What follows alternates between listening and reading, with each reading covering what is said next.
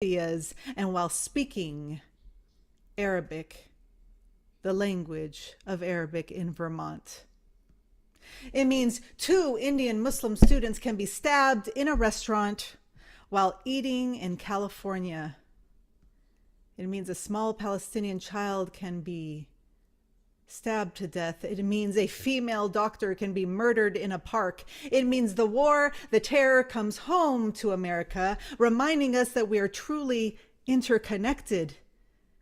It means Islamophobia and anti-Palestinian, anti-Arab, anti-Muslim, anti-brown, and black hatred as witnessed in our communities here.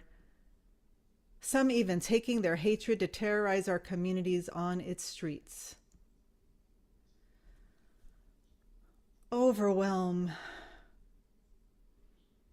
The 4-year-old girl across my television screen has become my hero. She survived a missile hitting her home. A newborn baby, just 37 days old, miraculously was rescued from under the rubble after her home was destroyed by Israeli warplanes. She too has become my hero. The overwhelm means that I look to stories of survival to soften and open my heart more as I rejoice and reflect on how both of these children survived under the most horrific circumstances. They survived. They survived. By some miracle, they survived. And so must we all, beloveds, so we can give a voice to the voiceless, so we can live another day to work for the freedom of all, so we can finally say, free at last, free at last. Thank God Almighty, we are free at last.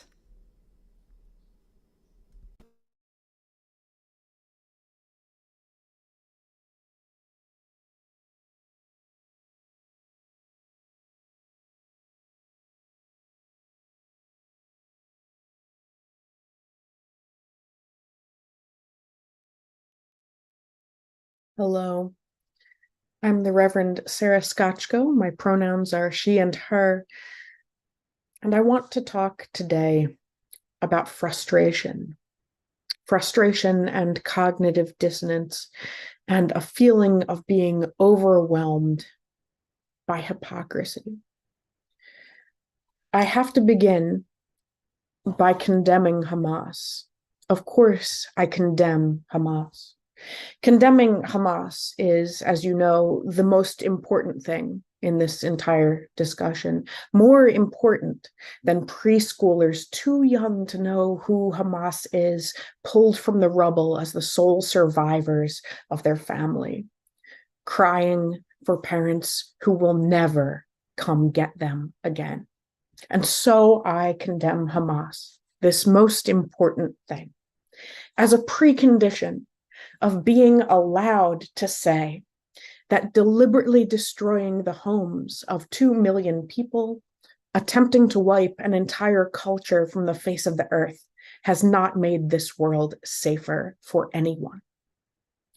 I would be remiss to point out that every premature baby who has died at Al-Shifa Hospital, denied medicine and oxygen by the Israeli army, every one of those babies has had ears like perfect little seashells that heard only the sound of Israeli bombs and perhaps the voice of God. I would be remiss to mention that without first condemning Hamas. I have done that. Now, may I speak to the humanity of Palestinians? Have I condemned Hamas enough to ask who they are? Who is Hamas? When the vast majority of the tens of thousands of killed now by Israel were women and children. Were they Hamas? Are Hamas the elderly and the disabled trapped in collapsing buildings? Are they everyone? If Hamas is everyone, what are the implications of that? Is Hamas the over 70 journalists now executed by Israel to prevent them from showing Israel's war crimes to the world? Killed by American ammunition in the name of freedom and democracy? Were those journalists Hamas? And where is Hamas that they must be eradicated?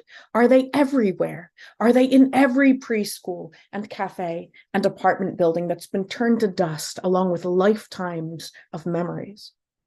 Now that I have condemned Hamas, can I say that it doesn't seem to me that Israel is being all that discriminating in their attempts to root out Hamas? I would say that I'm a person of Jewish heritage, that I was raised with a deep understanding of what the Holocaust meant. But my criticism of Israel invalidates my Jewish identity. Perhaps I'm just a self-hating Jew. Perhaps it's not my objection to genocide, but some anti-Semitism deep in me that I hadn't realized before this. But it does seem to me like there is no criticism of Israel so tame or so acceptable that it can't be called anti-Semitic. I could list for you more of the horrors unfolding now in Gaza that the ceasefire has ended. But I trust that everyone here is here because you've seen and heard more than enough. You don't need to be convinced. You understand, without needing more examples of pure human suffering, that what's happening in Gaza is not merely one of the greatest tragedies in modern human history, but it is 2 million tragedies. 2 million universes of sorrow without measure. You know this because you know Palestinians are human beings. If I condemn Hamas enough, can I say Palestinians are people? And will the world believe me? Speaking to my frustrating context, will white American liberals believe me?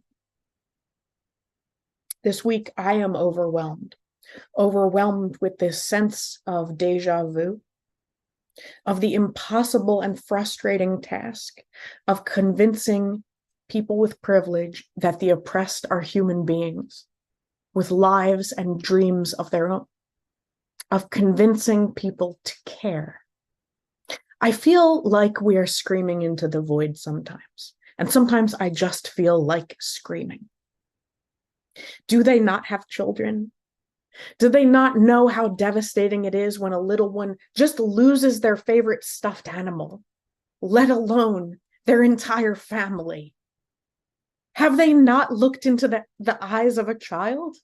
Anyone's child? I remember in the wake of George Floyd's murder, when the most important thing then was not to condemn Hamas, but for many white American liberals, first and foremost, to condemn any kind of protest that they did not like, to condemn any broken windows or loud speech or anger. And then what followed was this endless engagement in wordplay. What is accountability? Who gets to speak for the Black community? Who gets to decide anything? Who decides who decides? All the while prioritizing white feelings over Black people's actual safety. In other words, the privileged would only be part of the discussion so long as they could retain the authority to delegate the conditions of humanness. And as a religious person, I am today profoundly frustrated that those lessons have not landed on a large section of my Unitarian Universalist community, that anyone's humanity would still today be conditional. And while global anti-Semitism is real, and I myself have experienced anti-Semitism, and American anti-Semitism is real and pernicious, I have to say, given that a few years ago, the majority of people around me did not seem to care, it's wild that they are taking up that banner now to pit Jewish fear against Palestinians' current lived reality, which is somehow less valid and less real to the white people around me. To suggest that Jewish safety depends on Palestinian death, that over a dozen Palestinians must die for every Israeli, and still the balance is not yet equal. How much do we value a human life? That even a single child in Gaza could have her world obliterated in the microsecond of a rocket attack. To cry for her without first condemning Hamas, that would be anti-Semitic. To me, that suggestion is wild. And so, yes, I condemn Hamas. I condemn them wholeheartedly. And I fervently pray for the safety and freedom of everyone in Gaza. To quote again the poem that Elise shared with us, the same dream the earth has for her flowers. I want them to live. To live. Thank you.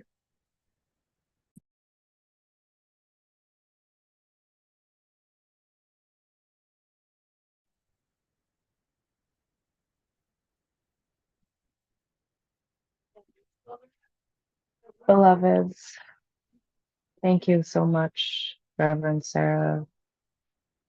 Thank you so much, Reverend Summer. My name is, I'm the Reverend Renwa Hamami. I am an Egyptian Lebanese minister in our tradition. I am overwhelmed and I am tired, like many of you. This evening, this afternoon, this morning, wherever you are, I would like to invite us into a song that comes from the South African apartheid movement called Courage. This song was sung as prisoners were walked to the jails as a way to honor their struggle and as a way to remember their names, as a way to remind them that they are not alone. And in this moment in Gaza, as we're watching millions of people having to walk, having to travel, being unable to walk to safety.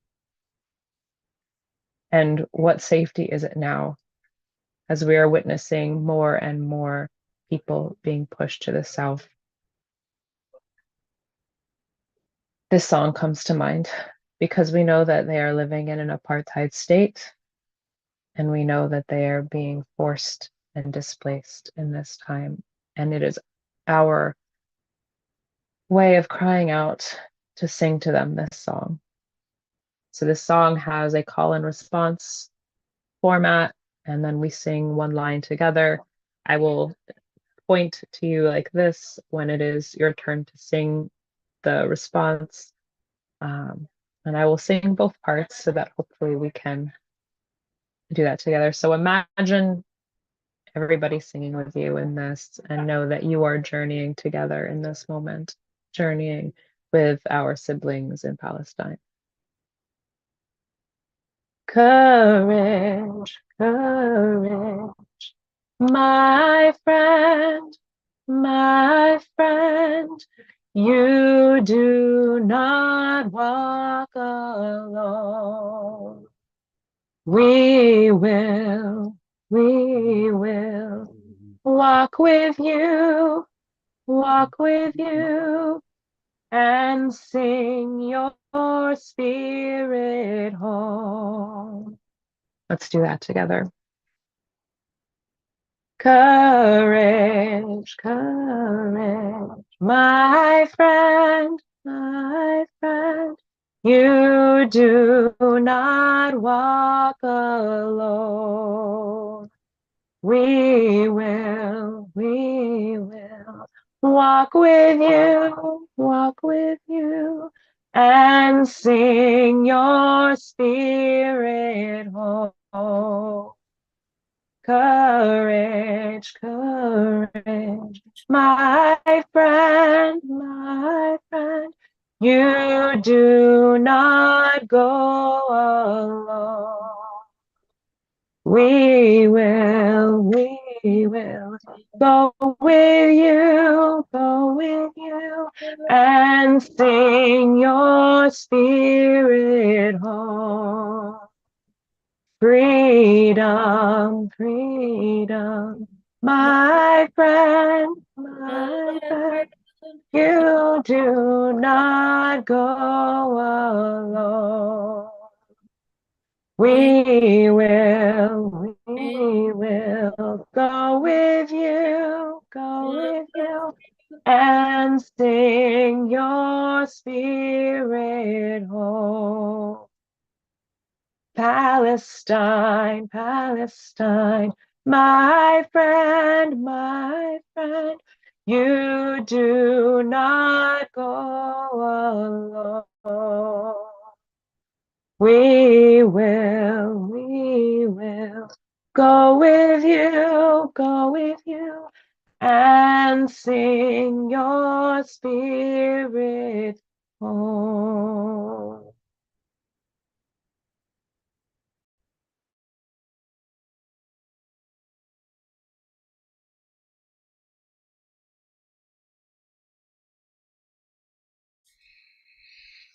Thank you, Renoir.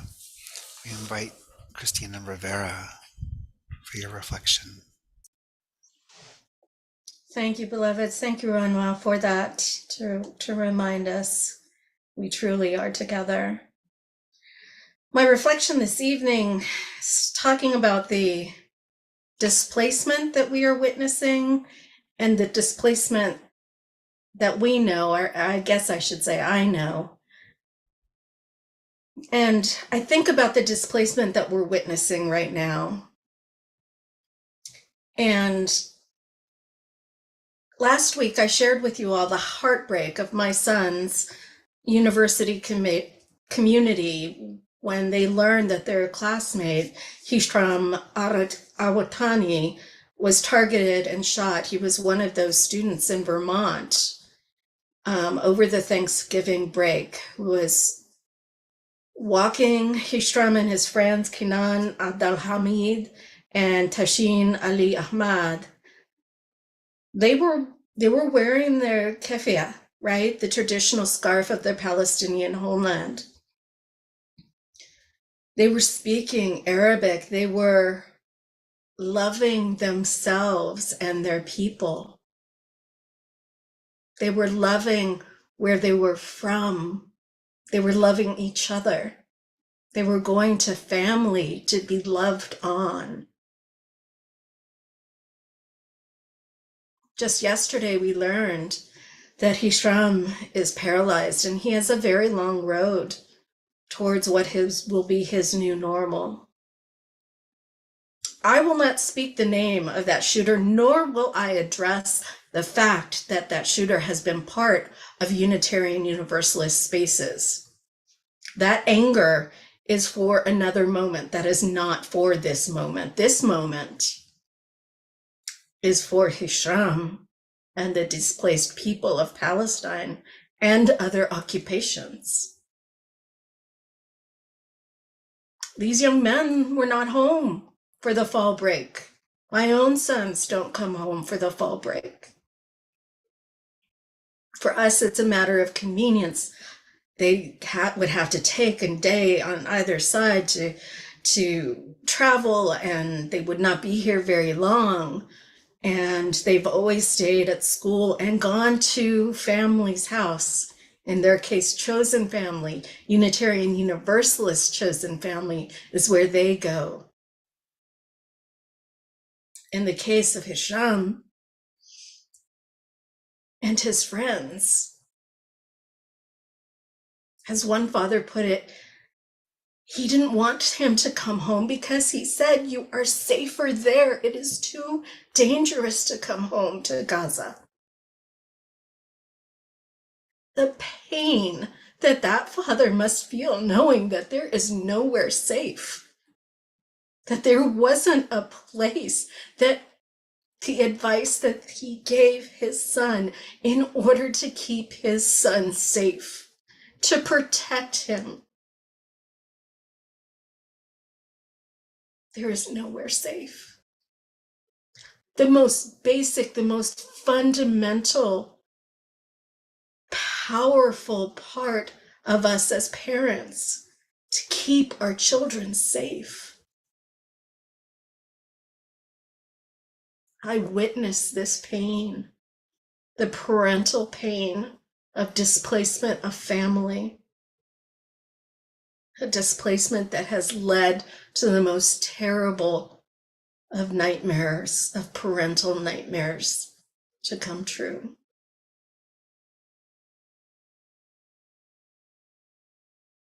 The displacement we know or I know, and I invite you to think about the ones that you know. The placement I know in my DNA that my own family has experienced has been the displacement forced by the moving of borders, by conquerors and colonizers. Does this feel familiar? Is this a familiar tactic, strategy? The displacement of knowing that our soil beneath our feet is safe and sacred, and the next moment being told it is not. When your sacred places and your buried loved ones must be left behind because your very survival is at stake.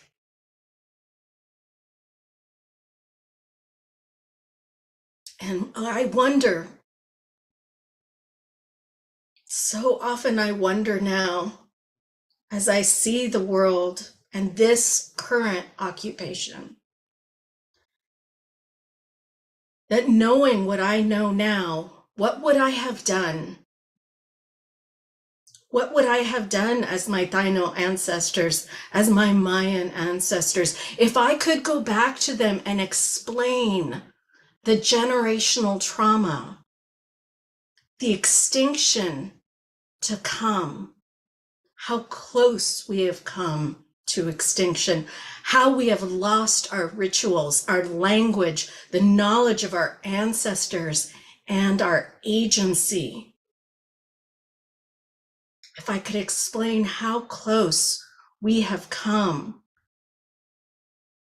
to extinction as a result of that and the current occupation, what would I have done to prevent the slaughter of my people? What would I have sacrificed in order to fight the occupation? What would I have done in order to ensure the survival, our survival as a people? And the answer that whispers in my ear more and more often is anything. Todo. Todo por mi gente, anything and everything.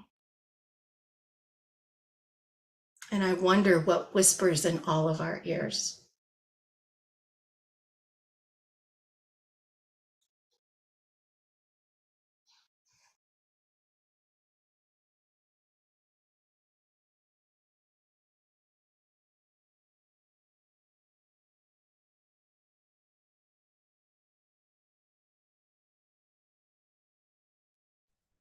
Thank you, Christina.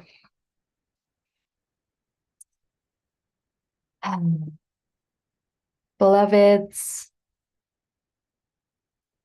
I am the Reverend Sana Said. She, her pronouns, honored to be here with you. I'll also be speaking on displacement we witnessed, the displacement we know. Adrienne Marie Brown, author of Emergent Strategies, wrote recently on her Instagram, "It takes a tremendous amount of emotional and spiritual maturity to witness in full force the collective shadow of humanity and keep your heart open. As the bombings and horrific violence has restarted in Gaza, my already broken heart continues to fragment and shatter. It's been forced open. I have no choice but to keep my heart open as a descendant of ancestors who have fought against horrific colonization of the British Empire in the Indian subcontinent. I have no choice but to keep my heart open because my imagination demands it to stay open, rooted in the dreams of my ancestors, and because I really, really believe in our collective liberation. As a person of Pakistani descent, Solidarity with Palestine isn't because of my Muslim heritage, though it's often reduced to that. To reduce it to a connection of religious belonging lacks understanding of what's happening in Gaza and Palestine in the first place, and the history of Western colonialism. Pakistan gained its independence in 1947 after the violent departure of the British Empire. Under colonial oppression, the British Empire forced territorial separation based on ethnicity through segregation and partition, which have left long-lasting consequences that are still impacting people living in the subcontinent today. This year, in an article titled Capitalism and Extreme Poverty in the Journal of World Development, researchers found that between 1880 to 1920, British colonial policy-induced famines in the Indian subcontinent killed upwards of 165 million people. In 40 years of the 200 years of British colonial oppression in India, 165 million people died because of deliberately induced famines. Let that sink in. And this is in addition to the violence of the rest of the 160 years of their occupation, including looting wealth. During this time, Muhammad Iqbal, a famous South Asian poet and philosopher, proclaimed in a poem, "In this silence may my heart's wailing rise so high that for stars, caravan, the clarion's call, my wailing be. May every compassionate heart weeping with me be. Perhaps it may awaken those who may unconscious be." We know this silence he's speaking to when the world looks away, accepting the colonial justifications of violence. But we also recognize the compassionate hearts in solidarity with us. In the face of this horrific British violence, the Indian subcontinent rose up in resistance. And it was a bloody revolution that took collective organizing using multiple strategies to win independence in 1947, not just the nonviolent images you see of Gandhi in Western history books. Pakistan has been in solidarity with Palestine since its inception. In November of 1945, Muhammad Ali Jinnah, one of the founding fathers of Pakistan, said that they would not remain mere spectators and would assist the Palestinian Arabs in every way they could. 2 years later, the Indian subcontinent gained independence from the British. My grandmother turned 90 this year, and for her birthday, she asked to order in Chinese food from her favorite local restaurant. She was alive in 1947 and told me about how she lost relatives in the liberation movement back then. Her birthday is a blessing for my family, knowing that the British Empire didn't want her to survive. Knowing the odds were stacked against her, she lived in the subcontinent in an area called Punjab while the British Empire took its last gasps. She witnessed the revolution and experienced the birth of Pakistan. This is my family's history. These are my ancestors. This is the displacement I know. The emotional linkage between Pakistan and Palestine, the people of both countries, has always been rooted in revolution. It's witnessing their genocide, their displacement, and deeply feeling their collective anguish and pain because of the generational trauma and history we carry. For those of us with lineages of displacement and colonization, we know what is happening in Gaza, and we know it isn't new. The displacement from land, creating tensions between marginalized people so they fight each other as power continues to solidify for the greedy in charge, isn't new. The forced starvation and looting of resources isn't new. Today, Al Jazeera reported that at least 15,000 people, mostly children, have been killed and more have been displaced in Gaza since October 7th. To many Palestinians, this moment echoes the experiences of their ancestors in 1948, when militias and the army of the newly formed Israel destroyed more than 500 Palestinian villages and towns.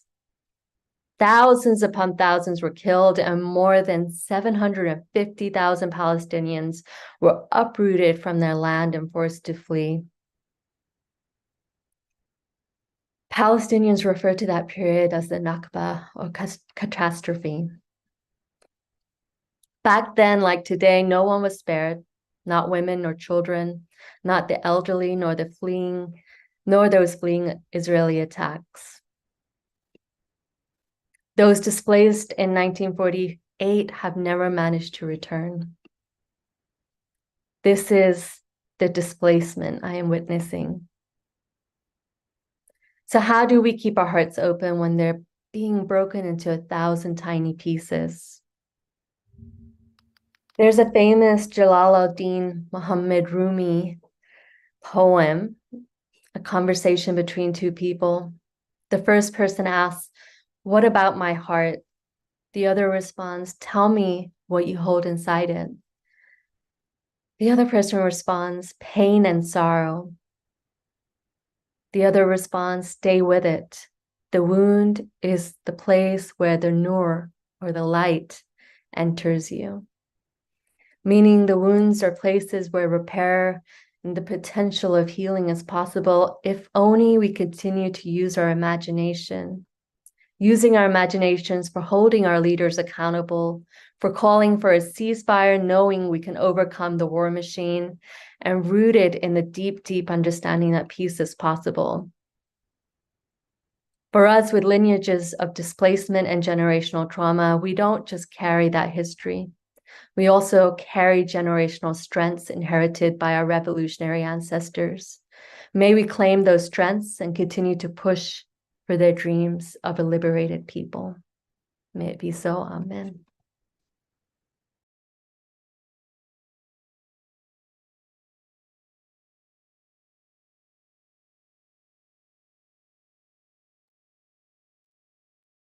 Amen. Thank you, Sana. Thank you, Christina, for your powerful and beautiful reflections. Beloveds, I invite you to join me in another song. I've put the lyrics in the chat for those who can see them. They are, "I have not come here alone. I carry my people in my bones. I have not come here alone. And if you listen, you can hear them in my soul." I'll sing it once through, and then I invite you to join me muted, but knowing that we are all singing together. I have not come here alone. I carry my people in my bones. I have not come here alone. And if you listen, you can hear them in my soul. I have not come here alone. I carry my people in my bones. I have not come here alone. And if you listen, you can hear them in my soul. I have not come here alone. I carry my people in my bones. I have not come here alone. And if you listen, you can hear them in my soul. I have not come here alone. I carry my people in my bones. I have not come here alone. And if you listen, you can hear them in my soul. I have not come here alone. I carry my people in my bones. I have not come here alone. And if you listen, you can hear them in my soul. And if you listen, you can hear them in my soul.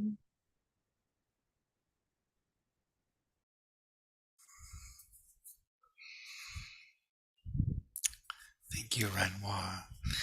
Ibrahim, are you able to go off of mute? Hello, everyone. Hello.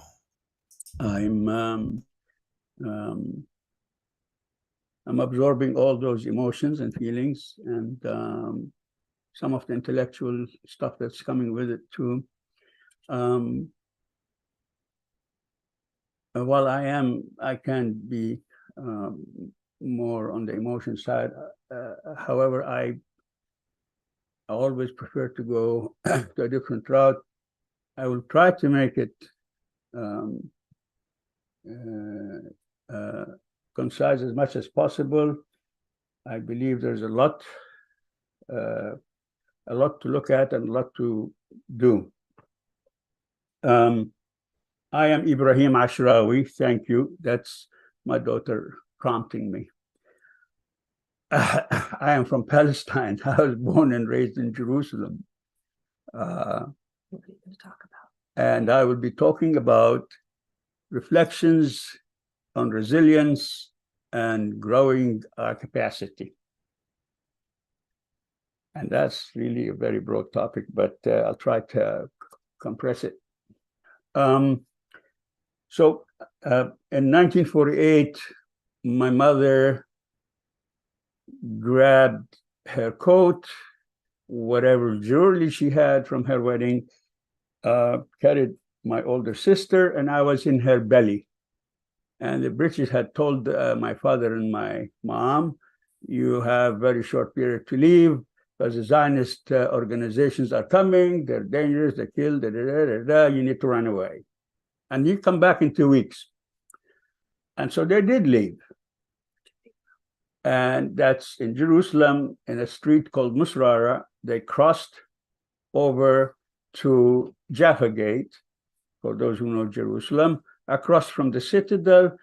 And they were lucky that a place called Christ Church had an area for a Sunday school, a room underground.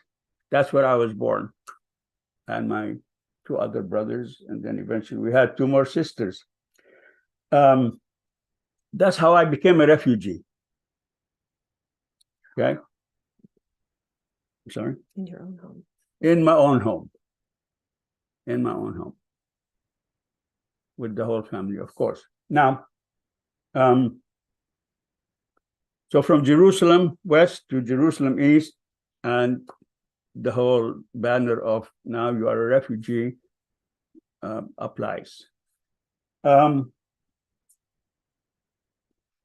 To just express quickly how that impacted my mind when I was in pre-K, that's a story that my daughter Elise likes to hear too. The teacher who had polio, I believe, asked the class, why do you think in the religious knowledge class for young ones, why did Joseph and Mary leave Nazareth and go to Bethlehem? And I, very much excited, said, I know. And when she said, but why? I said, well, they had to go get the ration cards from UNRWA, which is United Nations Relief and Works Agency. And that UNRWA card, blue in color, you go and line up and receive some ration, a bit of rice, a bit of dough, what do you call it? Flour, and you go home. And then you come back next month, get some more. So that was how refuge was in the mind of a young person, but for 4 years old, something like that. Because I used to go with my grandma to the lines. She would be holding my hand while she collected that ration. Okay. I was dragged from the classroom crying, kicking, screaming, up to the principal's office in the Lutheran school in Jerusalem, because I didn't know why she's dragging me up there, and she made me repeat the same answer to the principal. It turned out that the principal collected few things that the kids said, and I was sent back to class. But that's how I was impacted, at least in that mindset, that time, in the concept of being a refuge. Okay. A few short things just to describe the situation for y'all, which you know a lot by now, and what does it entail, and where do we go from here? These are very important concepts with the idea of being resilient. When someone goes down, you hold their hand, you bring them up, and you say, we're going to keep moving forward. Motion forward. Again, and I appreciate Sena's presentation, colonialism did its job. British colonialism, and at the time, even American colonialism, participated in injecting a sect into the more complex situation of the Middle East, a Jewish sect, a Zionist movement Jewish sect. Not all of them were Jews, even as they were injected into Palestine. But that was the path that colonialism uses always, divide and conquer. In this case, they added another sect, more division, more conquering, bringing more Europeans in there so that they are the civilized and savages can be taken care of, removed. The events of the 7th of October obviously are not in a vacuum. The rush that you saw of imperialism and colonialism, all Europe, Britain, France, running behind the aircraft carriers of the United States, coming to aid what? They're coming to aid what they have implanted in there that guarded their interest with reliability. Meaning, we spent the money, you do the job. If you need the help, we'll send you some money, some weapons, but you do the job. 7th of October came and broke that completely. That was a deliberate blow to colonialism, to Zionism, and most important, to the empire that backed that situation. They worked for years to pacify that area, for capitalism to come and invest in a peaceful environment. That was completely broken. Hence, you see what you see. Hence, you see the involvement of the empire and Europe. How does that impact you, impact me in our work? Where do we go? It is essential that all these emotions I'm hearing, the anger, the grieving, to be channeled in a positive direction for change. Because that's a lot of energy. It's not little energy, that's a big amount of energy. And it has to be channeled and directed. I just give a few examples.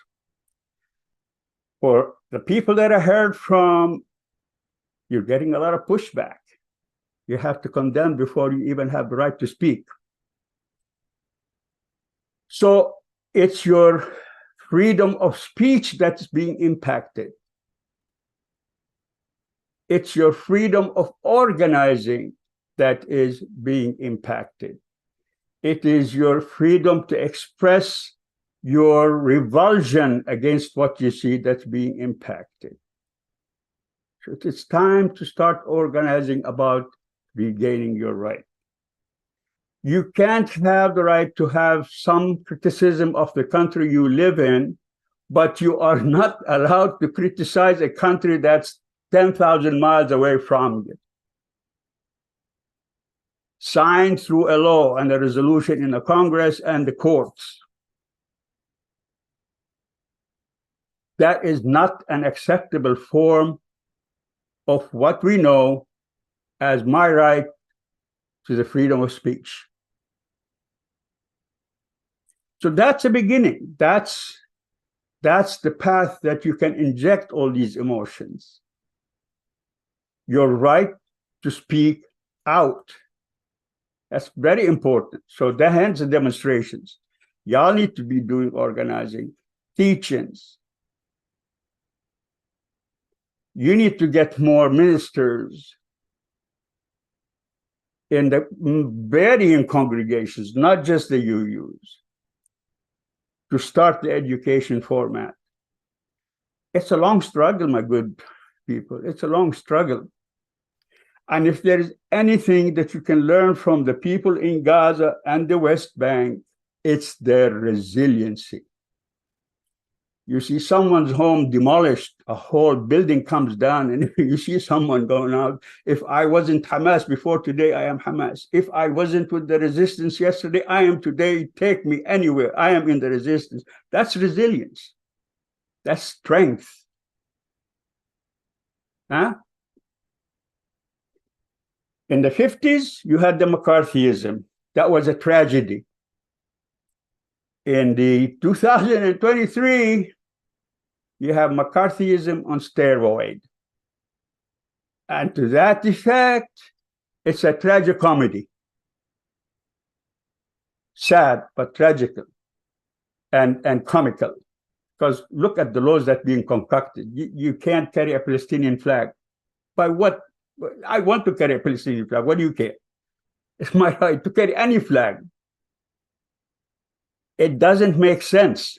Yes. So I want to just push forward. I'd like to see that channeled. I'd like to see that in the format of organizing in your churches, in your communities. It's important to do that work. That's resiliency. I want to finish this by reading something that my mother had over the kitchen door back home. May she rest in peace. And I'll read it in Arabic for those who understand it, and I'll try to translate it to English, and I will leave you with that. ضاقت فلما استحكمت حلقاتها فرجت وكنت أحسبها لا تفرج. So it got tight, very tight, until I felt suffocating. And I thought it will never relent.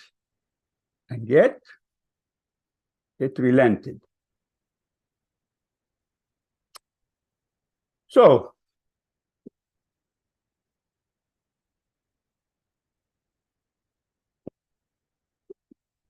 carry that with you.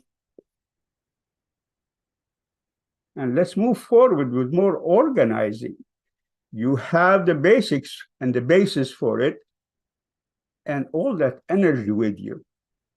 Together, we shall overcome, right? Thank you.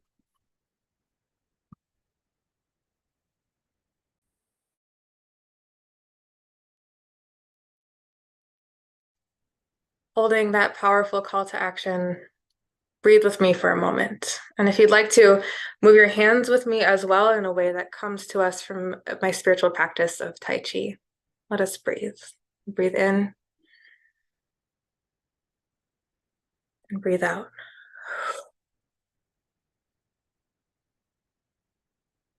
Breathe in.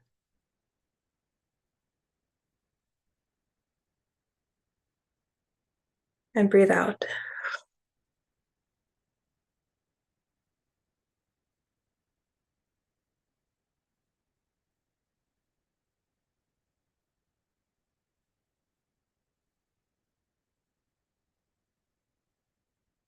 The work right now, especially for those of us here in the US with relative privilege and relative safety who are trying to live into exactly what Unitarian Universalism calls us to, the work right now, at least in part, is to deepen our reserve of resiliency, our capacity for holding complex conversations and terrible news, to center the children, the vulnerable, to hold on to humility and humanity.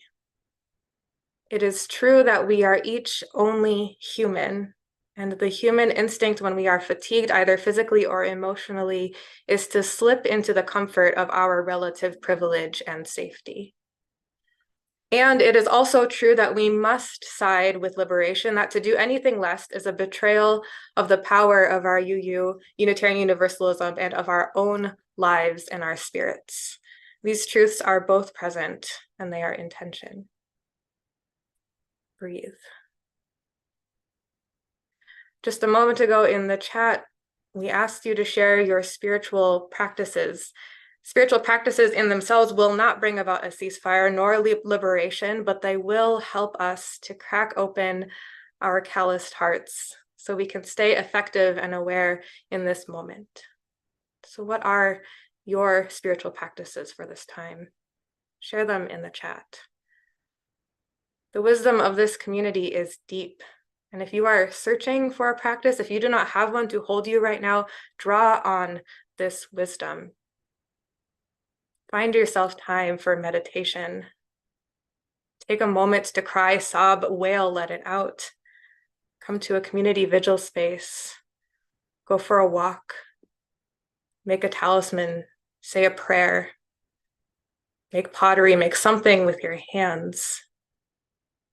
Lean into the imagination of what we could be moving towards. Share gratitude with your loved ones. Break bread together. Laugh. Make food. Bring love, so much love, as much as you can. Hit a ball really, really hard. Spend time with kids. The wisdom of this community is deep. Keep these practices coming, and keep looking at them in the chat. The wisdom of this community is deep. May we hold each other in love and in fierce solidarity.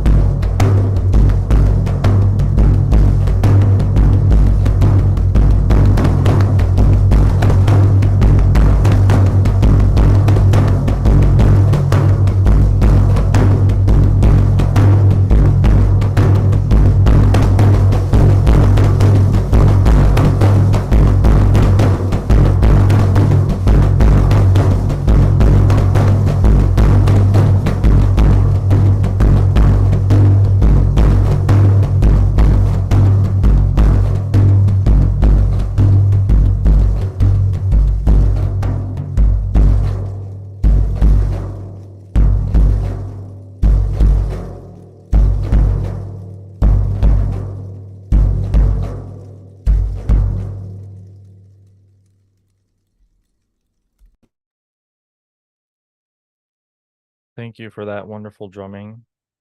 And thank you to all those who spoke. I am Devin Dede, and I am an Iraqi American, Muslim born, living in Southern California. And now I will lead a prayer, a delineation on all the refugees in their own home.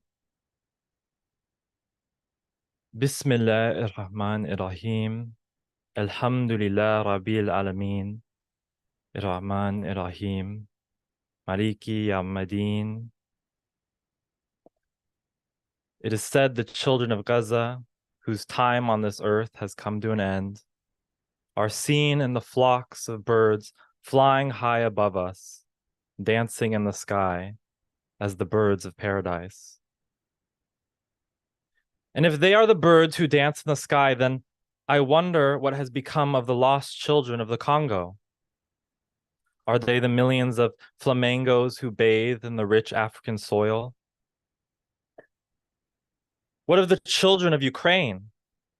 Are they the swans whose faces treat us with mercy? What of the children of the Rohingya? Are they not the woodpeckers who light up the jungles of South Asia with rhythmic song? And what of the thousands of South American children who do not make the journey northward in search of a better life? Are they the hummingbirds who graciously look us in the eye and humble us before them?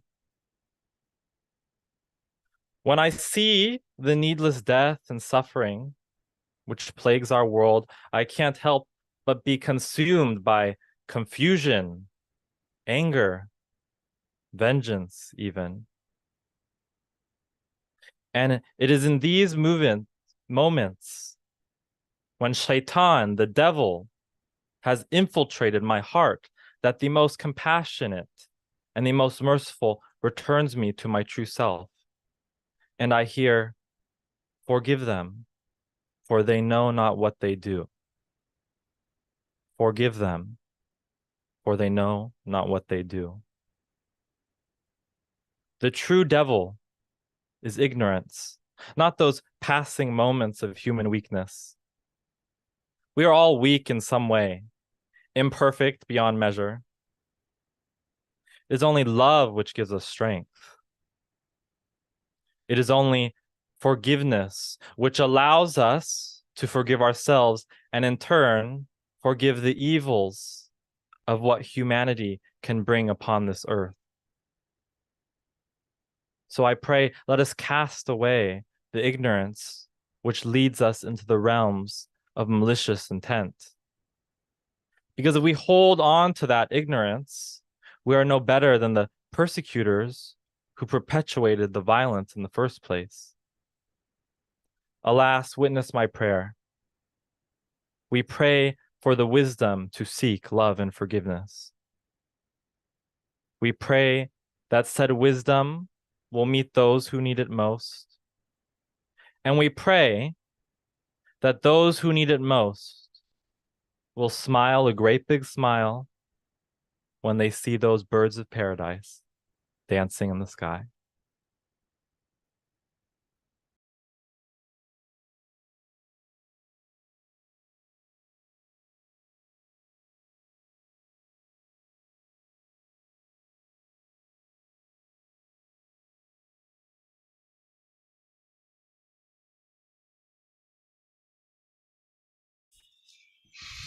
Sana, we invite you to share our closing words. Thank you. Thank you, Devin, for a beautiful prayer.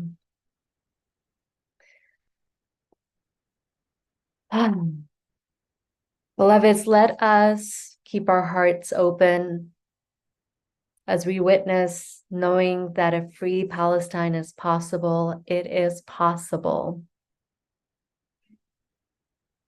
Adrienne Marie Brown wrote, "Everyone who is stepping into the light of solidarity helps shrink the shadow in which suppression thrives.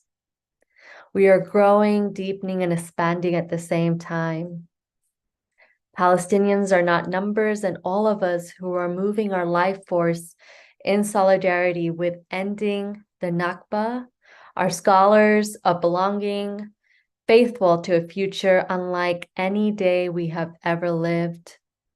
When our work is done, however long it takes, no one will be able to publicly make a case for genocide, occupation, slavery, Holocaust, apartheid, or other divisive and regressive societal failures and maintain a position of leadership. As we continue to face apocalyptic violence of colonialism, let us hold on to the symbols of hope in our lives, like our ancestors and beloveds who have survived brutal empires. We know we need hope alongside the dreams we've inherited of a resilient and free people. May we help each other to keep calling for peace in Gaza as we bring understanding and compassion to a world darkened by hate and ignorance. Let us rest in knowing we're all in this together and liberation is possible. Go in peace, beloveds.